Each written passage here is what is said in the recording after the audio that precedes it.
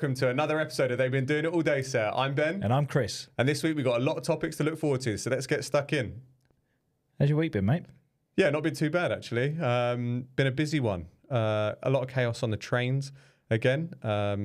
Sorry, not the trains. A lot of chaos on the buses. Got driven past today by a bus driver, which made me late for work. Wasn't too happy about that one. And yeah, we had a few beers at the weekend, which was a good one. We did have a few beers on Saturday. I think I've only just recovered from that. My usual tactic of drinking and not eating always comes back and bites me in the arse, I suppose. And yeah, it's been a bit of a struggle, but it was fun. It was a good day out. It certainly was. And Newtown is a very interesting place in Sydney. So yeah. Yeah, it was interesting to go south of the bridge as well. First time we've been south of the bridge in a long time. Yep. Good to switch things up. But yeah, how's your week been? What have you been up to? Just the usual, to be honest. Just we had the Australia Talent ID Day for the flag team. For the flag teams this weekend as well. So it was good for a wide mix of athletes to turn up, try and get tested. So they had a couple of drills that they go through, and then it's then it's put up against nationally against everyone else. So yeah, it's good, and our girls are ranked quite high within that, and the speed and the agility. So yeah, it's good. It's good. Not as chaotic getting from my bed to my front room to work. So other than that, I haven't had any commuter issues this week so far. So yeah, should we get into it? Yeah, for sure. So we're going to kick things off with, like we did last week, a little bit of a different topic around kind of last week we had the Would You Rather. This week we're talking around what are some of the strangest things that you've seen on a sports field. So this might not be on a professional sports field, it might be an amateur sports field, but what are the things that you've witnessed? First one off the top of my head has to be Bolton away in 2010. Bloke dressed up as Pamela Anderson and streaked onto the pitch and was running around and gave Big Joe Hart a hug, which was quite an entertaining 10 minutes until he got escorted off the ground. And yeah, I think that's where I'll start. That was quite a interesting. I think streakers are quite common. I think I've been at a few venues where you've seen streakers just run on. Obviously, crowd going mental, jeering and cheering when security come on as well. Trying to catch them, that often draws a bit from the crowd. But one of the weirdest things I've seen from an amateur standpoint was playing a game of American football with the London Warriors, and we had a changing room that was outside. The changing room wasn't outside, but it was an away tent because there was something being done to the changing rooms within the rugby club that we played at. Yep. It's quite a windy day. And this tent decided to take off. It got blown away and blew over into the garden of one of the houses nearby. That caused a bit of a scene. That's probably the kind of weirdest, strangest thing that I've seen. But other than that, on a professional football field, I think it was the argument between Antonio Conte and Thomas Tuchel after Chelsea's 1-1, or it might have been a 2-1, 2-2. Oh, it's when Cucurella got his hair pulled. That's what it was. And Tuchel and Conte came to somewhat blows on the sideline. But yeah, anything else spring to mind? Yeah, I was there when Jack Grealish got punched at the in the Blues Villa derby. Yeah, that was a raucous occasion, I think is the best way to describe it.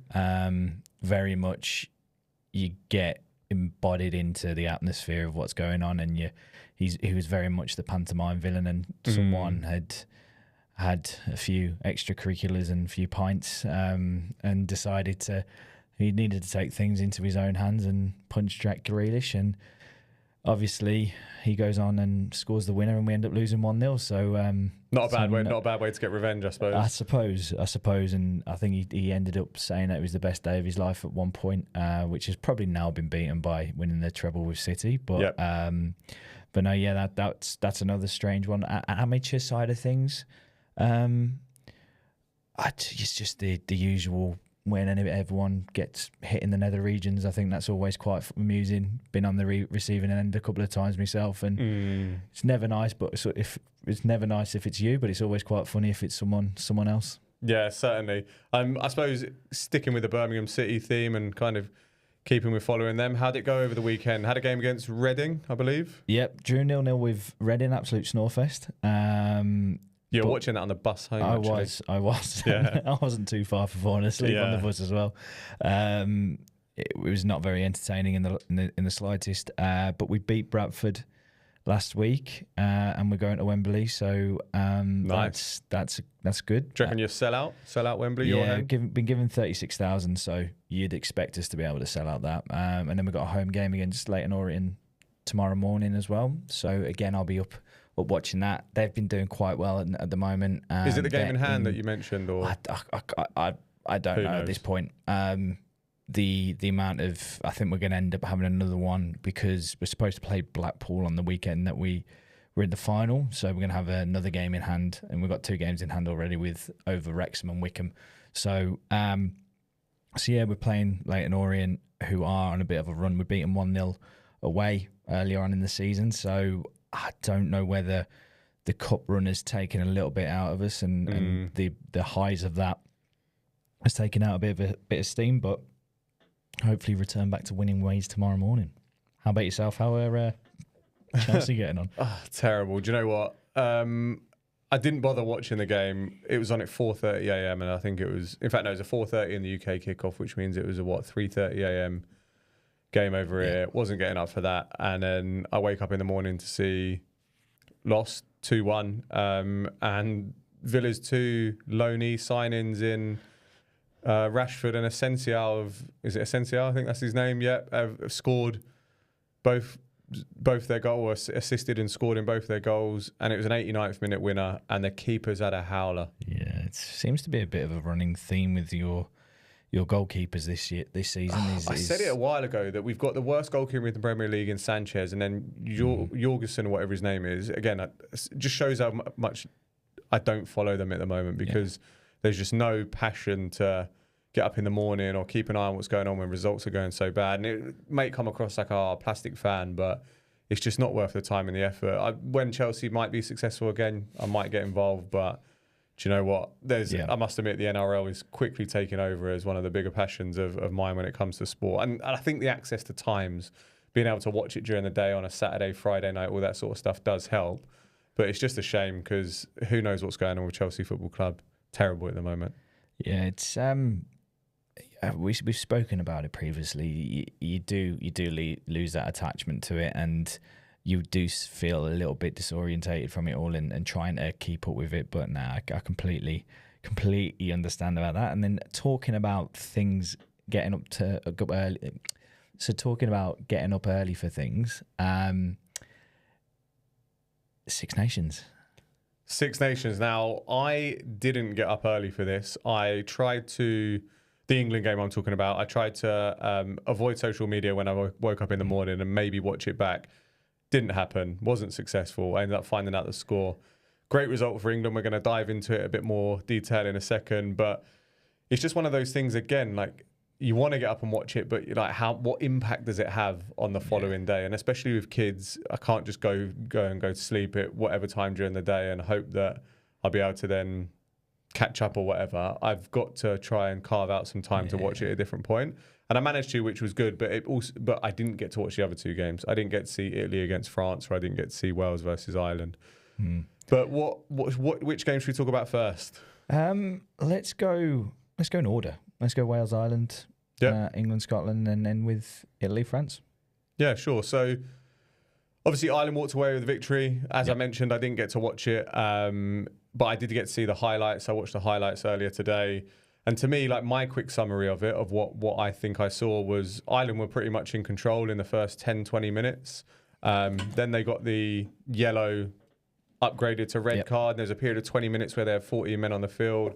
Wales brought it back, they obviously must have played good rugby, because they were 18-10 up at one point, and up until the 55th minute or something like that, they were leading. But then Ireland just do what Ireland do. They find that next level, that next gear, and they just seem to then dominate and walked away 27-18 victors. But you obviously watched it a bit more, looked at it a bit more. What are your thoughts? I think it was very much a game of both tens. It was quite good to watch. I think Prendergast is very much looking as though he's going to be the Lions 10.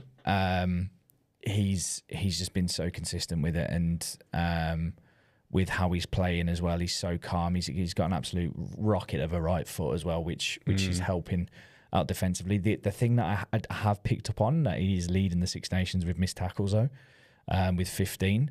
So that's a little bit of an area of concern, because especially coming up against Australia, who have a big forward pack, you're wanting your 10 channel to be pretty sturdy, which we'll discuss how England have one of those that are sturdy.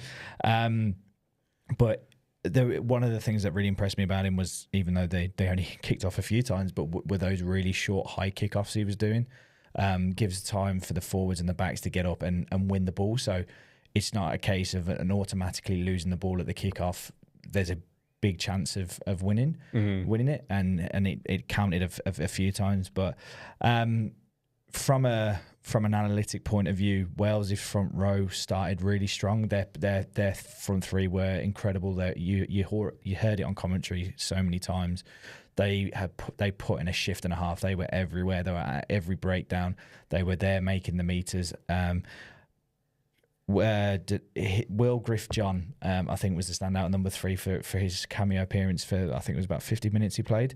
Was making his Six Nations debut at 32 and has only had 3 caps for Wales. So I think there's still time for ourselves to make an international call-up. Oh, I think I'm over the hill on that one. The body, I think, would fall apart if I step foot on any competitive pitch now. But no, he played really well. He got a couple of early penalties against Porter as well. The Irish loosehead. So that was fair play for doing that on your international debut as well. Or Six Nations debut. Sorry.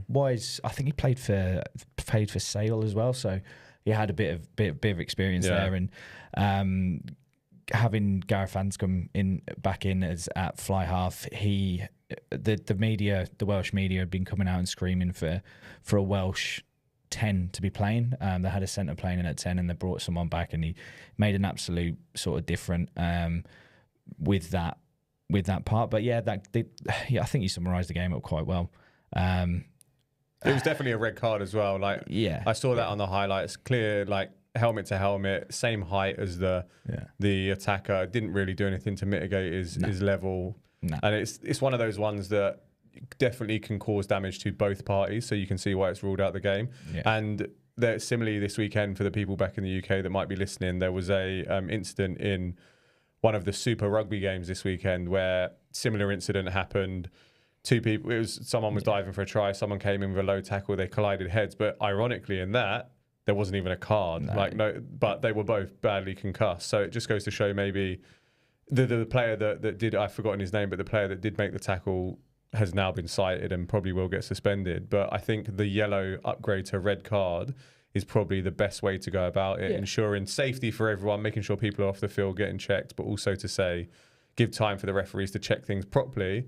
And when foul play comes in, it was definitely a red. And it's within that 20 minutes where Wales then shifted to sort of domination.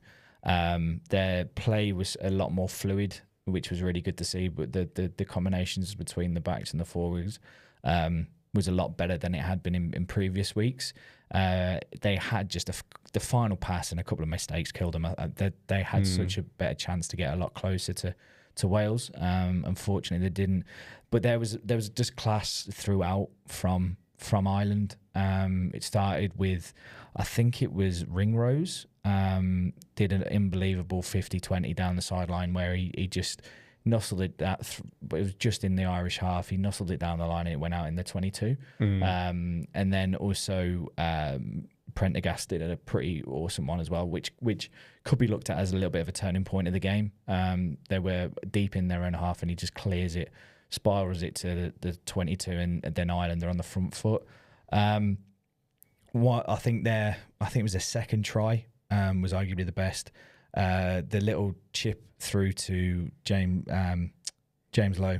He went up, knocked it back. Yeah, and it's what an absolute talent he is out on the wing, and just shows what he adds.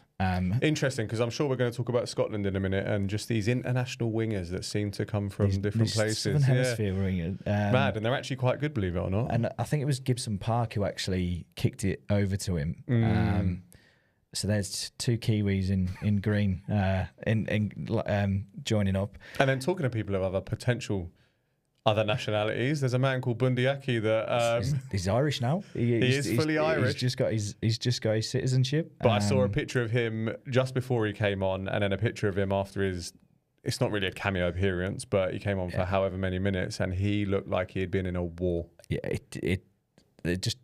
The longer the game went on, the more intimidating he looked. I think he had the paint from the field on his face. He had like the black paint all over his face. He had blood coming down. He had blood on his jersey. Yeah, he had a big pop on the old schnoz at one point, and he just quite came on. He stared at the ship. He came. So he was Ringrose's. I think it was Ringrose, or I can't remember who it was that with the sending off, but he came on as his replacement after 20 minutes, and.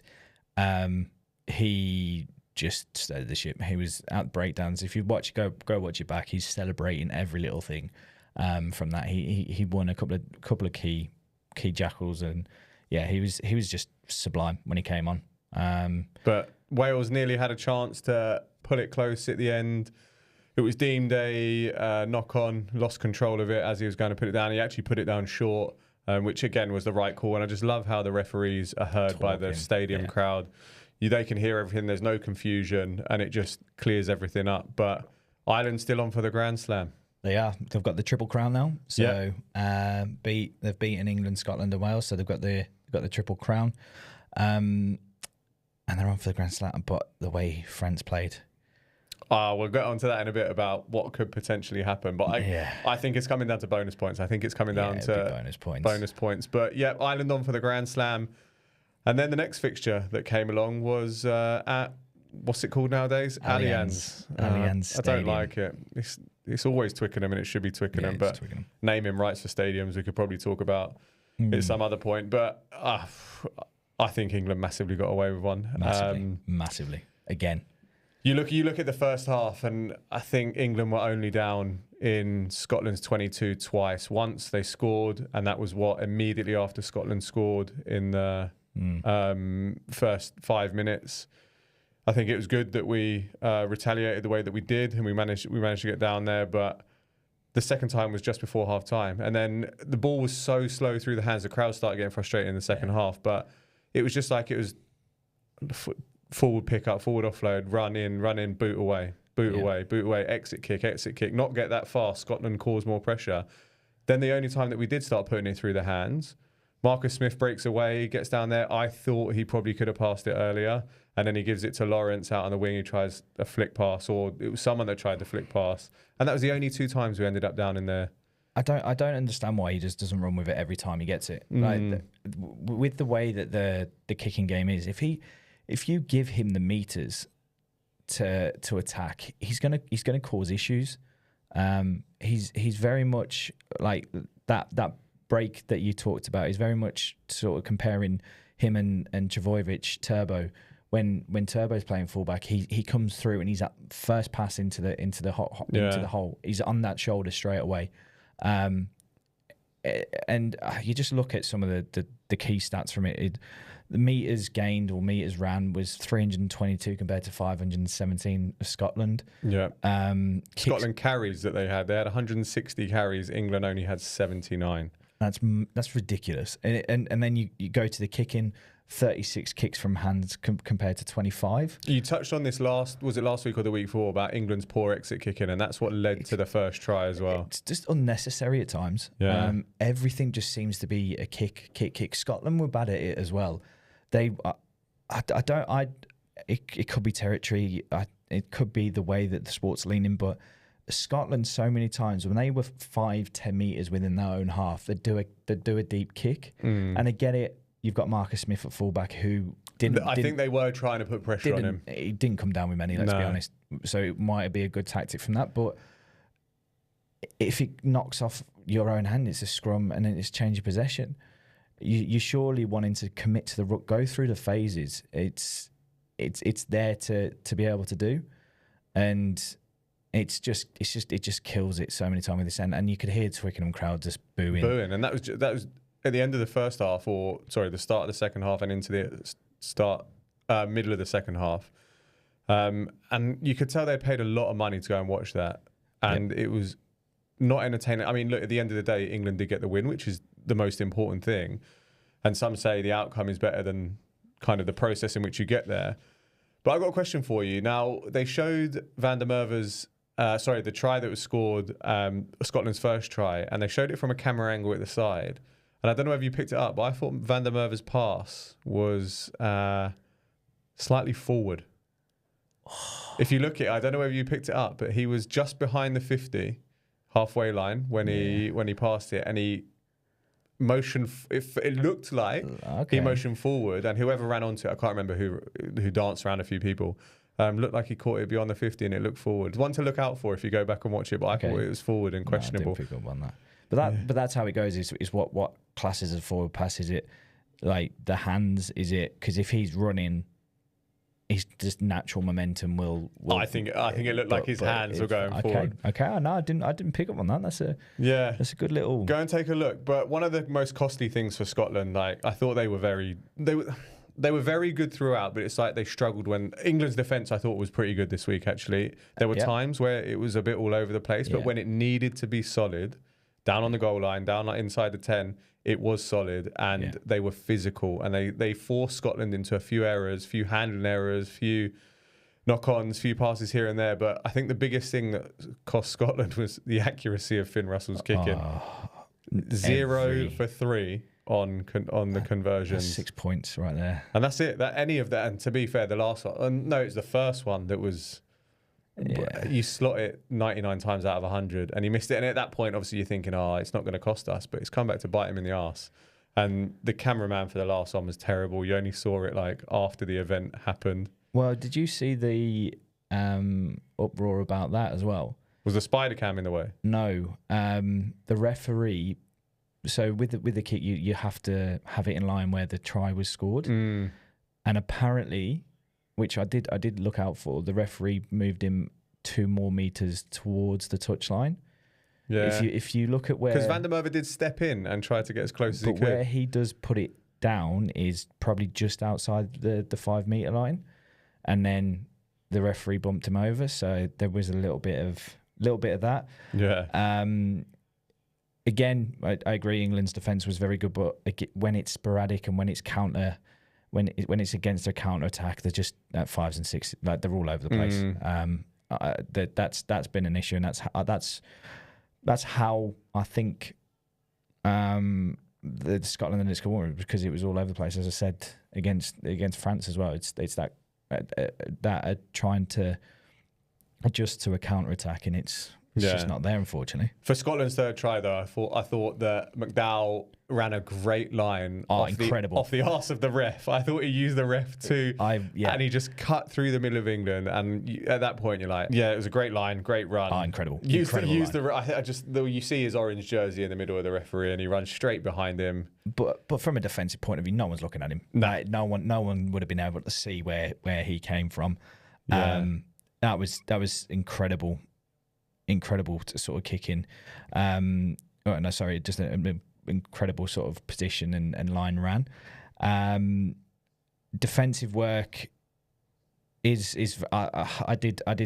Well, this is the thing. I think I saw the game a little bit different to you, because again, I don't think England's defence was there. Like all in my notes, I've just got defensive work, shocking defensive work. Like there's Van der Merwe was running over people left, right, and centre. Yeah, but so England missed a lot of tackles. Did they? Did England miss a lot of tackles? So if we quickly sort of look at it, England made 206 out of 241 tackles at a rate of 85%.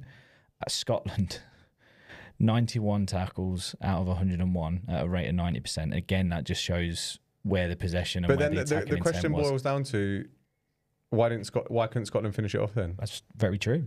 And it's because I think it's because of that being a solid wall when you needed to. And all right, well, I say that Scotland scored 3 tries, but they could have had 5 or 6, or should have had 5 or 6. So I don't know, 6 of one, half a dozen the other. England, like, I'm not taking anything away. England massively got away with one. But what it does do is set it up nicely for the coming weeks. We've got 2 rounds left. Yeah. We got. But it's not all doom and gloom though for England. I thought there was a very good standout performance by sort of Finn Smith again. Agreed. They 100% targeted his channel, and contrary to what I was saying about Prendergast, involved in 20 tackles, missed 4 but made 16. And where was he in the table Of tacklers for the day? For England, he was the second, just behind Ben Earl, who made 17 tackles. Finn Smith made 16. That's somewhat. Similarly, again, he's walking away with blue all over his jersey. And the crowd erupted when I can't remember who he drove back, but he literally picked him up centers, and drove him back. And the crowd had gone mental. And you could tell he was just pumped. And his parents are in the crowd as well when he slotted that 48-metre penalty. And just to sort of go on, like Jamie Ritchie scored for Scotland, caused so many issues at the breakdown. I think he won 2 or 3 throughout the day. Slow play from Mitchell at scrum half. It's just boring. You just see him staring at the ball, and you're like, I guess wonder what's coming here. It's a little bit frustrating. I suppose it sped up a little bit when Randall came on, but I'll talk about it in the Italy-France breakdown, but there's something that England need to learn from France. And I just wanted to ask you something. So I don't know if you remember it, but in the 66th minute, England won a penalty just in front of the posts. Is this where Ben Curry got lifted up? No, it was after multiple offences. Yeah. And England were 5 metres out. Yeah. And they went for the points. On the flip side of that, though, I know what you're on about. We went for 3 points. Scotland I think there was still 15 minutes left, something like that. And Finn Russell elected to kick and go for points, and that ended up biting them in the arse. If they would have kicked the 3 and then scored that try, I know it's all if, buts and maybes, and you only do absolutes and all that sayings, but it's one of those things where, I don't know, maybe England thought their defence could hold them out. 3 points, get them. It's 13-10 at that point, wasn't it? The only reason I question it is just the mentality. No, it's not the mentality. The momentum of that period, of that phase of the game. The referee had a chat with Finn Russell when the next penalty was someone's going. If England, number one, had elected to go for the penalty for the scrum, true, it's a very valid point. 5 metres out, Scotland had already conceded 3 penalties at the scrum. That's someone gone. Or if they go to the line out again and go through the phases, 1 little penalty, 1 offside, someone's in the bin. I just thought there was a chance for England, and I can't remember which game it was. I think it was the Italy-France game, actually.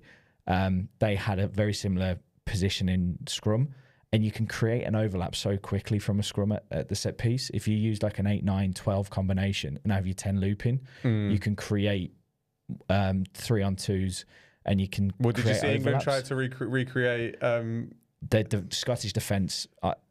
There's a couple of things about it. I don't think it was as wide as when they did it against France. Yeah. The width. Slade wasn't, I don't think it was as wide. And secondly, Scotland's defence was brilliant. They knew it was coming. They'd seen it on film, recognised it, and just went, "Oh, we know what's coming here," and they stopped it in the tracks. But that was, it's an interesting point you raise, and I think it's about the mentality, because also the tactics taken by England of just constantly booting the ball away. It's very, very passive. Defence, like negative mindset. It's almost like they're trying to rely on other mistakes rather than creating opportunities themselves. So I don't know, but look, I think we got away with one, sloppy, but going into Italy, I think it's positive. It's things you can take away from it is the set pieces were a lot better. I think they may have lost 1 line out. Yeah. And they won 2 from Scotland, and they won 5 out of the 6 scrums as well. And they won 1 really important at the end as well. Ollie, who was it who came down with it? It got tapped on back to him, and that was a key moment, because that then led to the kick away, the catch, drive him out. But even that one on the, because it was within England's 22, I think, stole it, poor exit kick, charged down, Scotland were back. Yeah, very again. True. So I think as England fans, we're very aware of it's not rosy at Twickenham. My worry is, one, Italy could cause an upset next week, but 100%. as they're gonna want to come back and prove a point after what happened in what we'll talk about next. But we play in Cardiff against Wales on the last game. After their performance against Ireland, they're going to feel that they're going to have some momentum. And I don't know, I feel it's just going to be one of those ones where... I think it could be like a 22-10 Wales win. It's going to be horrible. But should we move on to the last game of the weekend, which I went to bed thinking, do you know what? Italy are on the up. I think there could be a potential upset, or it could be a close game. France just wanted to prove a point, and boy, did they do that. What was the final score in the end? It was 73. They defrosted from their horrible evening at Twickenham. 73-24, They were placed in their nice hot saunas and had some coffee and, turned up. Some pan au chocolat, just to sweeten. Absolutely battered them. I didn't watch it. I didn't even bother watching the highlights because I'm like, well, France have scored 10 tries. They've absolutely, it might have been 9, but they absolutely ran away with it. They were relentless. Every time they attack, they look like they're scoring. Yeah. I'm glad we've got them out of the way. I'm not going to lie. All right, it was a wake-up call they needed, losing a tight one to England. But, I'm glad we played them prior to someone else doing that. I don't know, maybe Wales would have snuck one over them. Or something like that. We could have been on the receiving end of that. So I'm glad, we got in there before that happened. But it's one of those where I think the scoreline does reflect how well France were attacking. And this is what I was going to say, is their relentlessness and how quick they were getting the ball out, their offloads, the ball from the base of the rucks. It was just speed. It was incredible. Kills. And I spoke about this a few weeks ago. England are so slow with that speed, and it was dreadful from there. But for France, it just kept the game going so fast. And Italy were all over the place defensively.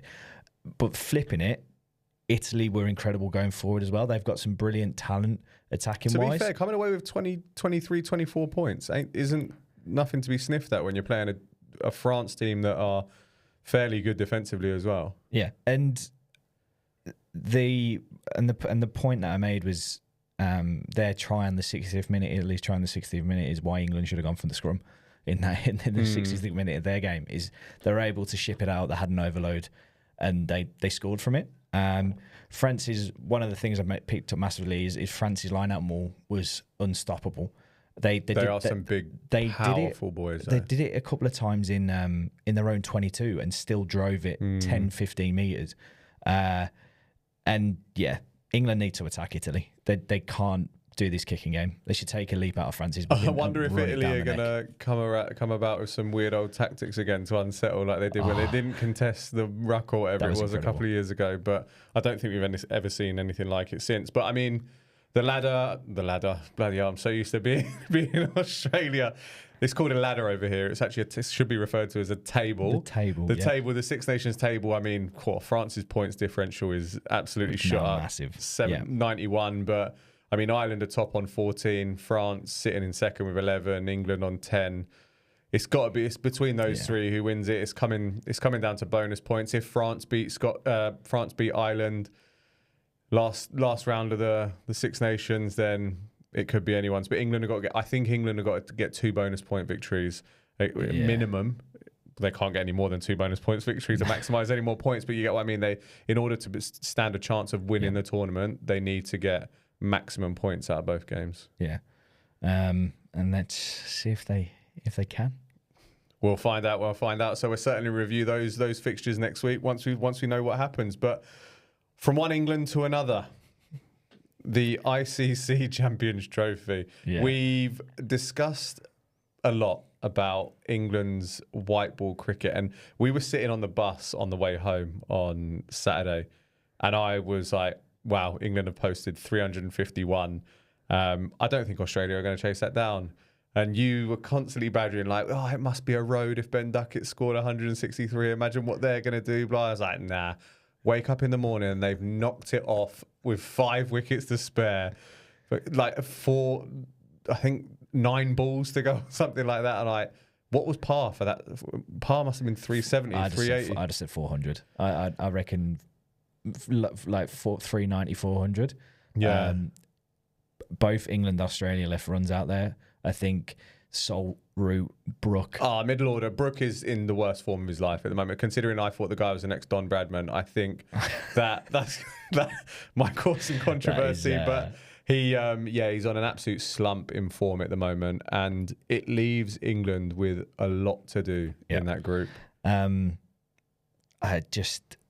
You just look at what I wrote and how easy it is, and I discussed it the other week. With using pace and with Wood and with Archer, their openers they just flicked it and it was flying for a 4.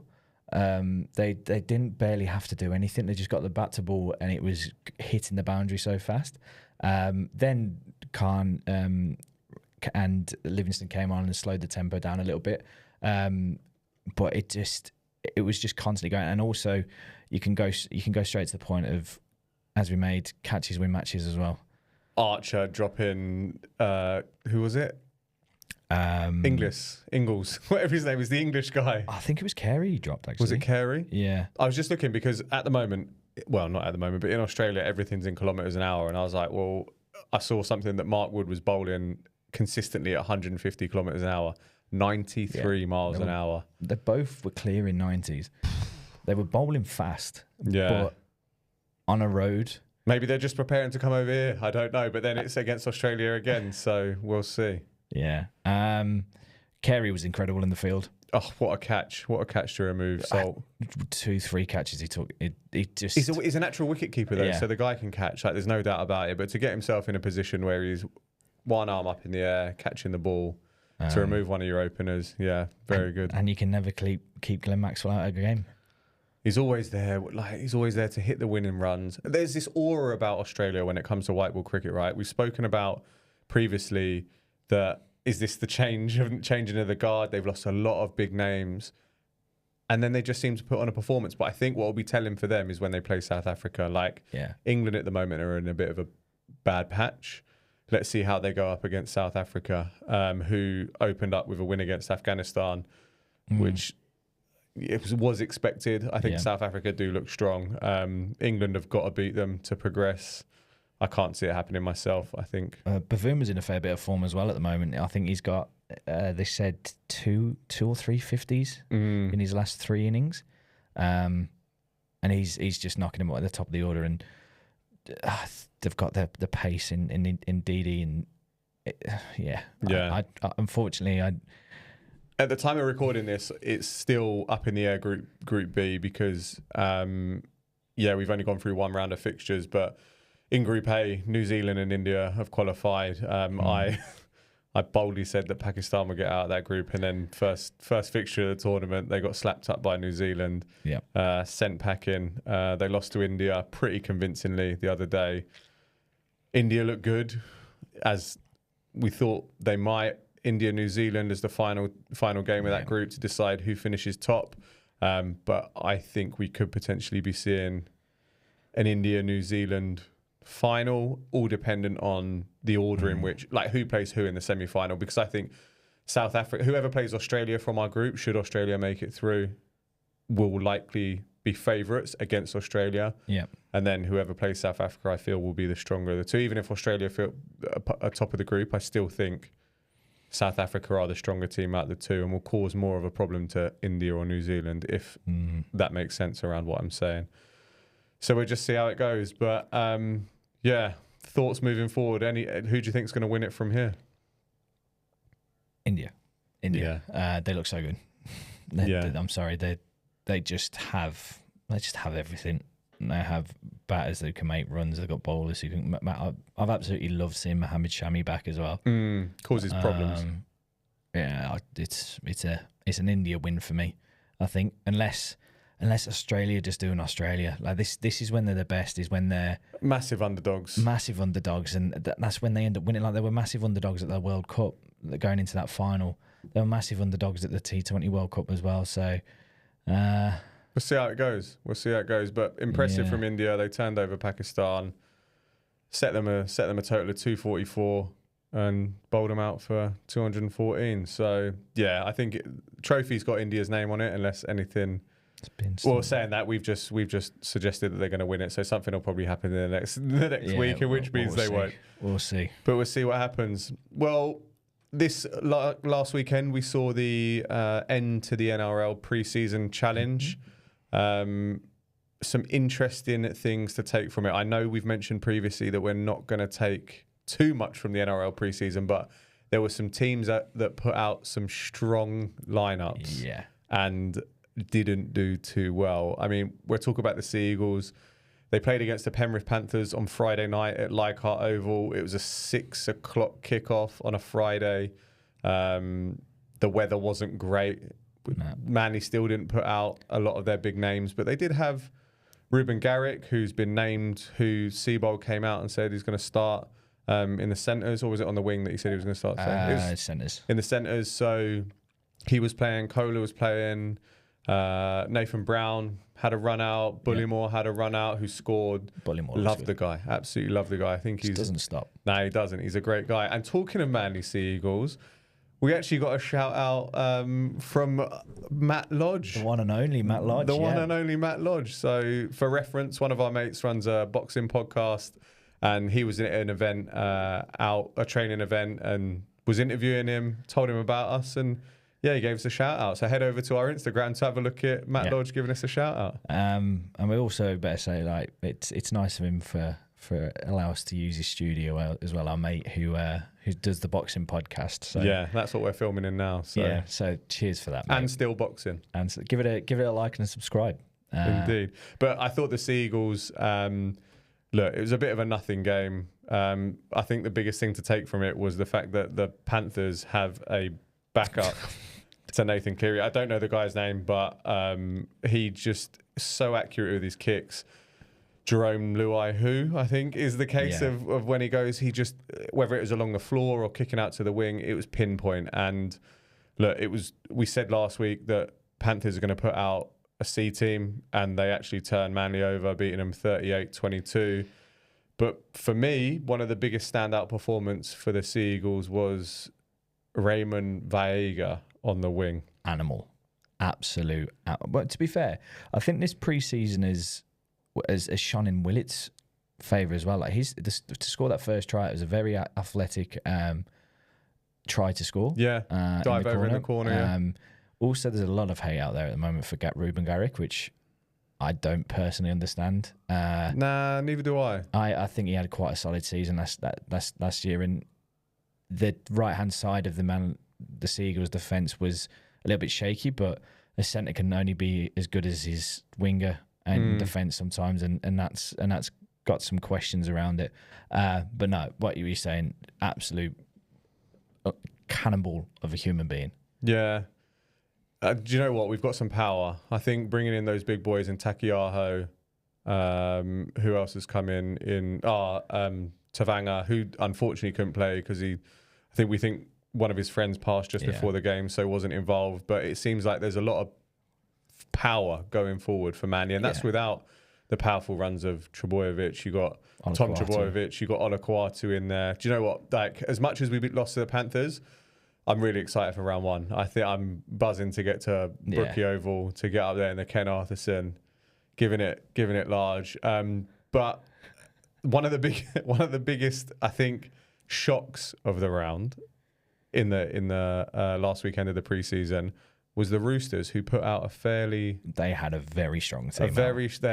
Angus Crichton was out there, Victor Radley was out there, Tedesco was out there. And they got absolutely turned over by the Knights. Dom Young was out there. Turned over. 48-10. You go for it. They had Tapau in there as well. Dom Young, Lindsay Collins, Spencer Lenu, who's now missing round one. No, he's missing round two. It's category grade 2. Fine. It was, to be fair, he's gone in shoulder to the head. It was just, but there was something I was listening to earlier that mentioned around he's now starting, whereas last year he came off the bench, and he was probably one of the most effective players, bar backfence Brownie. Yeah. He was one of the most effective players off the bench because of what he done, his aggression, he was coming on full of energy. Now he's got a starter game and he's coming up against people that are fully energized. Be interesting to see if he has the impact. And he's obviously, he's got a few things to work on when it comes to his tackling technique, because he's definitely an aggressive individual. But getting turned over like that was very surprising. We said it on our predictions last week that the Roosters weren't getting. I said about the Knights finishing right down in 16th. So, but it's only pre-season. It's only a trial. It is only pre-season, and it's only a trial. But I think looking at our predictions from last week, I think I had Bulldogs. Not Bulldogs. Sorry, Rabbitohs are probably going to be nowhere near that now, because very unfortunate. Mitchell's out. Latrell Mitchell out with a grade 2 hamstring, which means he's out for 6 to 8 weeks, and then losing Cam Murray to snapping his Achilles, which 2 weeks before the season starting. Massive players. He's a rep player, and they've lost him 2 weeks before the season starts. So look, I mean, if we could do our ladder again, which we're not going to, but I think the Rabbitohs. It's the joys of it. It's the joys of doing it. I had the Rabbitohs. Yeah, I had them coming in 12th. I think they're going to finish lower. I think I had them in the 8. No, I don't think they're going to be anywhere near that now. I don't think they're going to get the start. No, which is going to be the issue for them. But Cowboys did the Storm. Cowboys looked all right. You know, I'm as excited as I am about the first game of the season. I am now a little bit apprehensive. The Storm, look, I don't know. They had a few people missing, but I think the Cowboys did play really well. I think John Bateman, the old English guy who was linked to Manly, but then I don't know whether it's just a rumour, he was pretty impressive. And I just think they look solid. I think they moved well in attack. They moved well going forward. They're getting through gaps, line breaks. I mean, look, it's encouraged, the preseason challenge. They're trying to get the ball moving and stuff like that. But yeah, Storm, did they get I think they finished bottom of the ladder preseason, didn't they? I know the Broncos won it, who looked good. Broncos looked good, but Storm might have got the wooden spoon for the preseason challenge. We can check that out. Yeah. But yeah, you messaged me during the week going about the Cowboys, but I'm like, that's preseason, man. Hopefully, don't say that doesn't come to bite me. But Roosters finished bottom with the Storm, Bunnies, Raiders, Bulldogs, Cowboys, Panthers, Knights. Yeah. Stop the count. Seagulls are in the 8, finished 7th. So yeah, but we're finished the roundup on this. I think the Broncos actually looked all right. Yeah. They looked sharp. I think their big boys, or the big names, only got 20 minutes of run out, and they still managed to turn over the Bulldogs. So I think good team. We are in for a hell of a season. It'll be really interesting to see how our tips go throughout. But it's back this weekend. There's already been some mischief that has happened in Vegas from the Canberra Raiders. Hudson Young and Morgan Smithies apparently had a fight in a lift over a inflatable baseball bat. I have not heard about this. Have you not heard about it? No. So it happened their first day on arrival.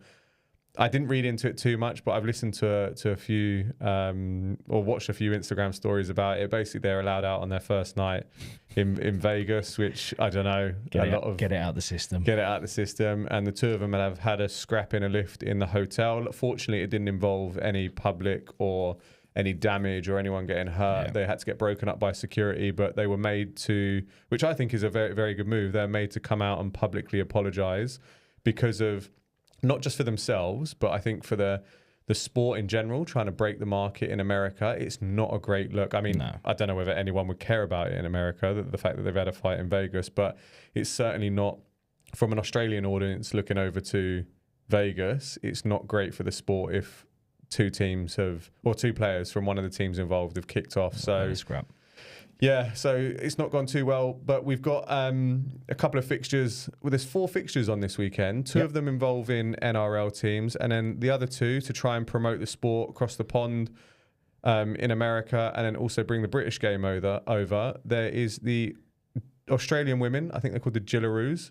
Yep. And the England women taking place over the weekend, and also some Super League action with the Wigan Warriors playing Sam Burgess's Warrington Wolves. Although I read earlier, Burgess might not be there. Sam Burgess might not be there. He's got visa issues. He wouldn't disclose them, but I've got. Do you know what? I'm not even going to speculate what it is, but it's one of those things where they might not have their head coach there. But the two NRL fixtures that are happening. Yeah. First up, some weird kickoff times here in Australia. We've got an 11 a.m. kickoff on Sunday. Is the Warriors against the Raiders. Now, Pubs will be busy. This is the first tip of the year. Okay. So let's actually reveal who our tip would be for that game. And because it's the first round of the first fixture of the round, you actually have to put a score, a victory margin in. Okay. So who would you go for at the Warriors and Raiders? I think I'm going to go for the Raiders by 6, just because I've backed them to finish higher in the ladder. Fair enough. Fair enough. I'm going to go... I've predicted the Raiders to get the spoon. And one of the things that has made me feel a little bit better about that decision is James Graham has also predicted. So in the Buy Round podcast, he predicted the Raiders to get the spoon as well. And he also predicted the Tigers to finish second bottom. So we agree on those two. I think the Warriors are going to win it by 10. I think Fisher Harris, first appearance, leading the boys, foreign soil. They're just going to go out there charged up, and they're going to win by 10. Then the next game we got is the Panthers against Sharks. I think it's going to be a barnstormer. You don't have to predict a win margin, but who are you going with? I'm going to go for Panthers. I think I think they'll start where they finished. They've got Dylan Edwards back in there. They've got Nathan Cleary back in there. They've got a pretty strong lineup. Brian Toto is out. He was hamstring strain he's or something with his hamstring. Blaise Talangi is in the reserves. Yeah, not starting. And they've got Jack Cole in at 6. Yeah, so I think there's actually a potential for the Sharks to cause an upset. I don't know. I think the Panthers might have a slow start to the season. And the fact that Cleary's coming back from injury, hasn't tested the shoulder out. They've lost Toto on the wing. And they, again, like with this preseason challenge and coming to Vegas, it's a bit of a disjointed start. They've had a break together, going to another country. I reckon the Sharks, stand a chance in this one. So I'm going to go for the Sharks to win. But we will check in and see how those predictions go. But we've got another big weekend of sport coming up. We've got the Six Nations going again. We've got more ICC Champions Trophy. We've got the kickoff of the NRL. And next week, we'll review all of that and also talk about our predictions for round 1. Yep. And see how many I get wrong again. So could be a good start to the season so far. Yeah, brilliant. But we'll leave that one there. Thanks for listening, and we will catch you in the next one. Good night.